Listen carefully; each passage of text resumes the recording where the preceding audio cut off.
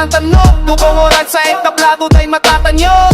Bicolano rap artist, itaas ang bandera sa bilog na mundo, gabi ang bago mo era. Freestyle man o fit, kaya aming sumabay. Kultura ni hip-hop sa puso na Takot sa naga, sa syudad ka mga pangarap. Kay tutikik pakita kadaklan sa to naghahanap. Dirumdum ko pa tong panahon na 53 pa lang. Hip-hop pulo ka na puti tatawang kaminin. Kasalan na mga pops katiko, gusto kaming parang oo. Pero boses kang kaye, nung kanindong mapuputo. SID LUCERO ini, ang sulo sa kadikluman na city. Represent kaming matitibay sa linyahan.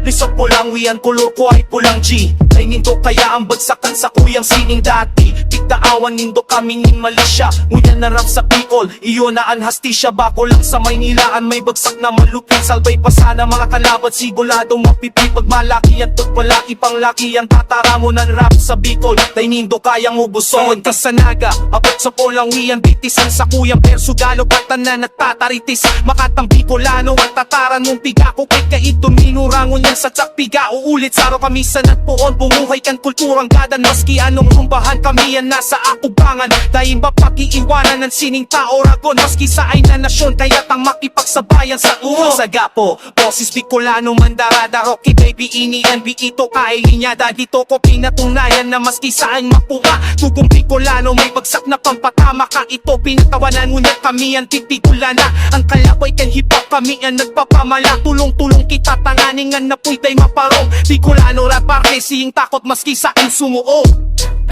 Mula sa kalsada hanggang sa tugato, dahil na mabalik sa ibaba. Oragon kami